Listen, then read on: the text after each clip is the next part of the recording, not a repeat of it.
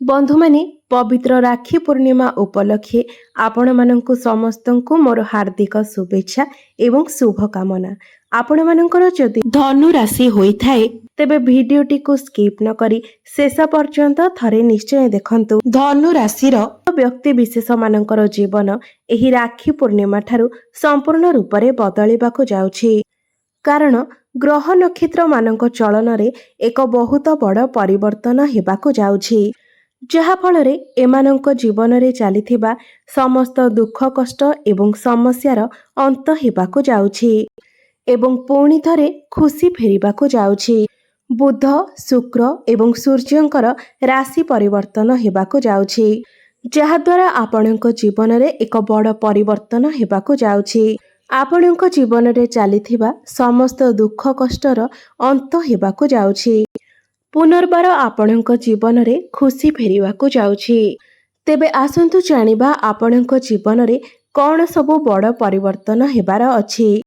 तो एहा पूर्वरु जदि आपणकर धनु राशि होई थाए तेबे भिडियोटी को लाइक करी चैनल टी को सब्सक्राइब करि दियंतु एवं कमेंट बॉक्स रे जय श्री जगन्नाथ निश्चय लिखंतु।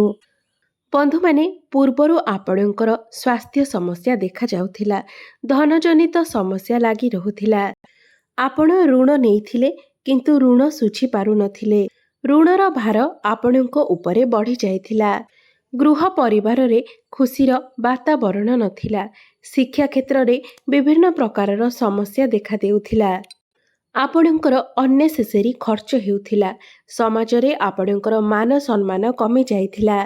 आपणको चाकरी प्राप्ति होई पारु नथिला, संतान संतति को नै चिंतित रहुथिले एवं व्यापार रे मध्य आपणकर लॉस हेउथिला। प्रेम जीवन रे मध्य समस्या देखा देउथिला। तेबे एभली जहाँ भी किछि समस्या आपणक जीवन रे चालुथिला ताहा एबे दूर हेबाकु जाउछि। आपणक जीवन रे पुणी थरे खुशी फेरिबाकु जाउछि। आपणक जीवन रे नूतन सूर्योदय हेबाकु जाउछि। बंधु माने शुक्रंकर राशि परिवर्तन हेउछि। शुक्र हेउछंती धनर कारक ग्रह। शुक्रंकु माँ लक्ष्मींकर स्वरूप बोली मध्य माना जाइथाए। शुक्र आपणकर अष्टम भावरे थिले, वर्तमान आपणकर नवम भावरे भाग्य भावरे चलन करुछंती। अष्टम भावरे थिबारु आपण खराब स्थिति दे गति करुथिले, सेथिपाई आपणक जीवन रे धन आसुनथिला, धनर व्यय घटुथिला। किंतु शुक्र आपणकर लाभ भावर अधिपति अटंती। लाभ भावर अधिपति होई आपणकर भाग्य स्थान रे विराजमान अछंती। भाग्य बल रे आपणकु समस्त क्षेत्र रे लाभ प्राप्ति हेबो। आपण एही राखी पूर्णिमा परे कोनोसी बड़ कार्यर आरंभ करि पारंती। आपण जदि कोनोसी बड़ इन्वेस्टमेंट करिबा पई चाहुछंती किंबा कोनोसी बड़ कार्यर आरंभ करिबा पई चाहुछंती, घरे जदि शुभ मांगलिक कार्यर आयोजन करिबा पई चाहुछंती, तेबे एही राखी पूर्णिमा परर समय आपणक पई बहुत शुभ रहिछि। आपण करि पारिबे। एकादश भावटी आमर लाभर भाव होइथाए, इच्छा पूर्तिर भाव होइथाए। तो एकादश भावर अधिपति आपणकर भाग्य स्थान रे अछंती। तो आपण एही समय रे कम परिश्रम रे अधिक लाभ प्राप्ति करिबे। आपणकर समस्त इच्छा पूर्ण हेबो। बड़ भाई भौणी मानकर सपोर्ट आपणको प्राप्ति हेबो। गुरुजन मानकर आशीर्वाद आपणको प्राप्ति हेबो। आपण एही समय रे कोनोसी धार्मिक स्थान को यात्रा करिबाकु जाई पारंती। धर्म आड़कू आपणकर मन अग्रसर होई पारे एवं एठारे शुक्रंक सहित बुध मध्य विराजमान अछंती। बुध हेउछंती नारायणंकर स्वरूप। बुध एवं शुक्र आपणकर भाग्य स्थान रे लक्ष्मी नारायण राजयोगर सृष्टि करुछंती। बुध हेउछंती आपणकर कर्मस्थान एवं व्यवसाय वाणिज्य स्थानर अधिपति। तो आपणकर एही समय रे आपणकर कार्य क्षेत्र रे एक बहुत बड़ परिवर्तन आसीबो। भाग्य बल रे आपण निजर कर्म क्षेत्र रे बहुत अधिक उन्नति करिवे। व्यापार वाणिज्य रे मध्य आपणकु लाभ प्राप्ति हेबो। आपणकर डेली इनकम रे मध्य वृद्धि आसीबो। आपण एही समय मध्य रे अधिक किछि रोजगार करि पारिबे। कर्म क्षेत्र रे आपणकु भाग्यर साथ मिलिबो। आपणकर समस्त कार्य सुरुखुरु रे होई जिवो। ऊपर ऑफिसरंकर सपोर्ट आपणकु प्राप्ति हेबो। କର୍ମକ୍ଷେତ୍ରରେ ଆପଣ ଗୋଟିଏ ଅଜବ ପ୍ରକାରର ଶାନ୍ତିର ଅନୁଭବ କରିବେ। ଯେଉଁମାନଙ୍କ ପାଖରେ କୌଣସି ଚାକିରି ବାକିରି ନାହିଁ ସେମାନଙ୍କ ପାଇଁ ଏହି ରାକ୍ଷୀ ପୂର୍ଣ୍ଣିମା ପରର ସମୟ ଅତ୍ୟନ୍ତ ଶୁଭ ଅଟେ।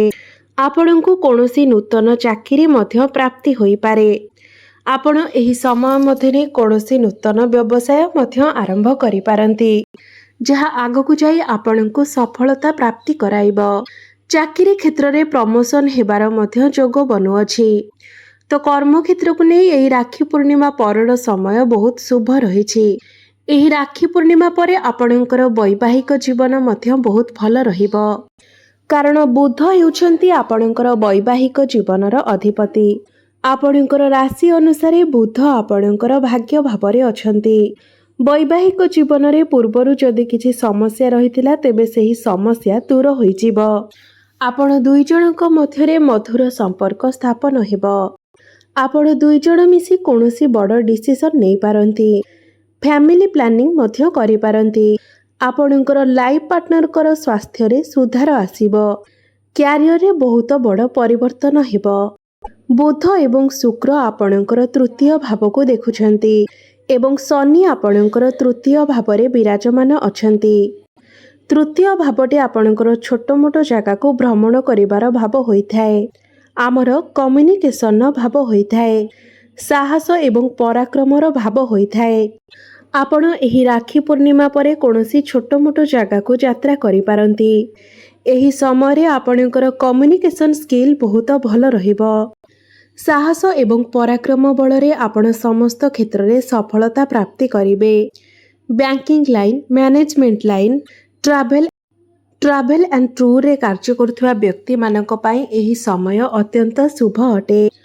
ଅନଲାଇନରେ କାର୍ଯ୍ୟ କରୁଥିବା ବ୍ୟକ୍ତିମାନଙ୍କ ପାଇଁ କିମ୍ବା ଡିଜିଟାଲ ୱାର୍କ କରୁଥିବା ବ୍ୟକ୍ତିମାନଙ୍କ ପାଇଁ ବହୁତ ଶୁଭ ସମୟ ଅଟେ। ଆପଣ ଆପଣଙ୍କ ବାଣୀ ଦ୍ୱାରା ମଧ୍ୟ କିଛି ଅର୍ଥ ରୋଜଗାର କରିପାରନ୍ତି। ଏହି ସମୟରେ ଆପଣଙ୍କର ବାଣୀରେ ମଧୁରତା ଆସିବ। ଆପଣଙ୍କର ବାଣୀ ଦ୍ୱାରା ଲୋକମାନେ ଆପଣଙ୍କ ଆଡ଼କୁ ଆକର୍ଷିତ ହେବେ। ଏହି ସମୟରେ ଆପଣଙ୍କୁ ପାରିବାରିକ ସୁଖ ପ୍ରାପ୍ତି ହେବ। ପରିବାରରେ ଆପଣ ଏକ ଅଜବ ଶାନ୍ତିର ଅନୁଭବ କରିବେ। ଆପଣଙ୍କର ଧନରେ ବୃଦ୍ଧି ହେବ। ଆପଣଙ୍କର ବ୍ୟାଙ୍କ ବାଲାନ୍ସରେ ବୃଦ୍ଧି ହେବ। ଆପଣ ଯଦି କିଛି ଋଣ କିମ୍ବା ଧାର ଆକାରରେ କାହାଠାରୁ କିଛି ପଇସା ନେବାକୁ ଚାହୁଁଛନ୍ତି ତେବେ ଏହି ରାକ୍ଷୀ ପୂର୍ଣ୍ଣିମା ପରର ସମୟ ଆପଣଙ୍କ ପାଇଁ ଭଲ ରହିବ। ବନ୍ଧୁମାନେ, ଆପଣଙ୍କର ପଞ୍ଚମ ଭାବର ଅଧିପତି ମଙ୍ଗଳ ଆପଣଙ୍କର ଷଷ୍ଠ ଭାବରେ ଥିଲେ। ମାତ୍ର ରାକ୍ଷୀ ପୂର୍ଣ୍ଣିମା ପରେ ମଙ୍ଗଳ ଆପଣଙ୍କର ସପ୍ତମ ଭାବକୁ ଚଳନ କରିବେ। ପଞ୍ଚମ ଭାବଟି ଆପଣଙ୍କର ଶିକ୍ଷା କ୍ଷେତ୍ର ଏବଂ ଆପଣଙ୍କର ପ୍ରେମ ଜୀବନର ଭାବ ହୋଇଥାଏ। ତ ଏହି ରାକ୍ଷୀ ପୂର୍ଣ୍ଣିମା ପରେ ଆପଣ ଆପଣଙ୍କର ଶିକ୍ଷା କ୍ଷେତ୍ରରେ ବହୁତ ଅଧିକ ଉନ୍ନତି କରିବେ, କାରଣ ମଙ୍ଗଳ ଆପଣଙ୍କର କେନ୍ଦ୍ରରେ ବିରାଜମାନ ରହିବେ ଏବଂ ବଳବାନ ସ୍ଥିତିରେ ରହିବେ। ରୋଚକ ନାମକ ରାଜଯୋଗର ନିର୍ମାଣ କରିବେ। ଆପଣ ଏହି ସମୟରେ କୌଣସି ଉଚ୍ଚ ଶିକ୍ଷା କରିପାରନ୍ତି। କୌଣସି ସ୍ଥାନରେ ଆଡମିସନ ନେବାକୁ ଯାଇପାରନ୍ତି। ଆପଣଙ୍କର ଯଦି କୌଣସି ଏକ୍ଜାମ ରହିଛି ତ ଏହି ରାକ୍ଷୀ ପୂର୍ଣ୍ଣିମା ପରର ସମୟ ଆପଣଙ୍କ ପାଇଁ ବହୁତ ଶୁଭ ଅଟେ। ସରକାରୀ କ୍ଷେତ୍ରରେ କାର୍ଯ୍ୟ କରୁଥିବା ବ୍ୟକ୍ତିମାନଙ୍କ ପାଇଁ ଏହି ସମୟ ବହୁତ ଶୁଭ ଅଟେ।